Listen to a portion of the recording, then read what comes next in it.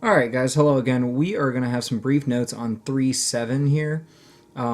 These are going to be the goddess, the stuff not covered in Pearson, and it's all about absolute value functions.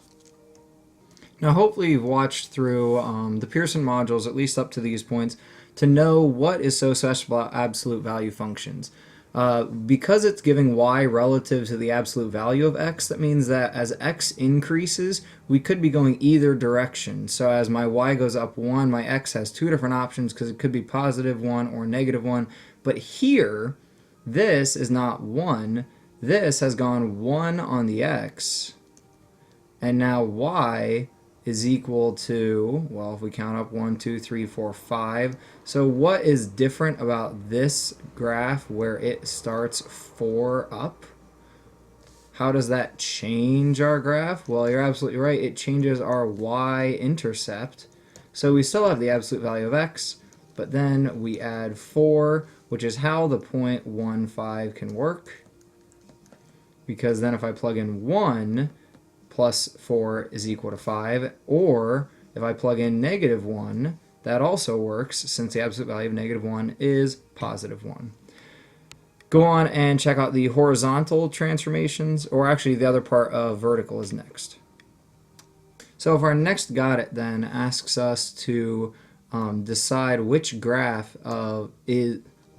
the graph of the absolute value of x minus 7, then we have to think that when it's outside the absolute value, this is changing the y-intercept, so it's going to be shifting it down. Now that means that this is the only option, but the other thing to remember is that my absolute value is still pointed upward because it's the positive absolute value of x. Now we move on to horizontal graphs. So when we look at a horizontal graph, it's different than a vertical because the translation, I'm still ahead of myself, 8 units up, so go ahead and write that function.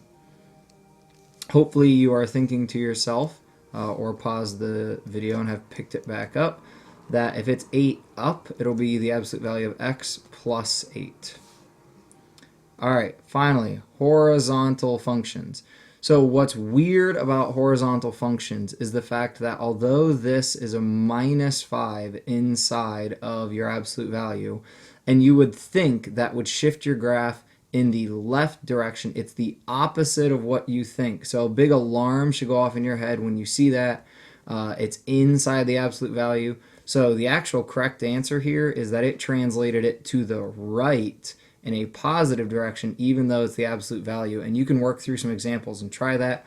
So like if we plug in an x value here of 6 now, 6 minus 5 gives me the 1 that I'm looking for, or 4 minus 5 gives me negative 1, but the absolute value of that is positive 1, which is why it works now, because when it's inside the absolute value, it does kind of a cool little trick with it.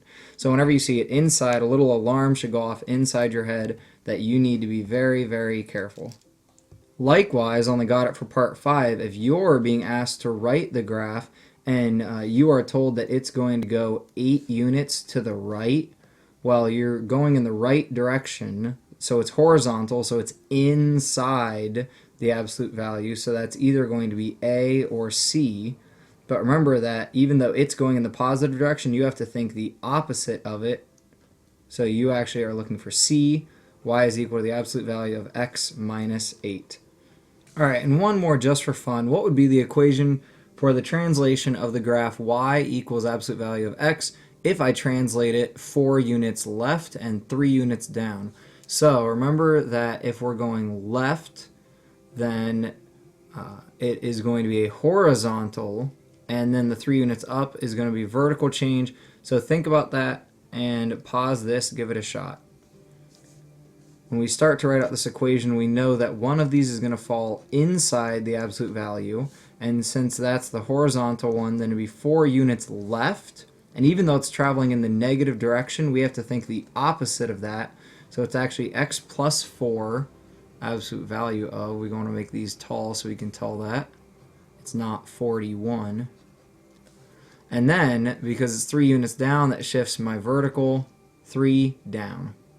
Alright, so that's all I have for you, absolute value, graphing wise. So make sure that you've worked through the modules and understand everything. Let me know if you have issues, and have a great day.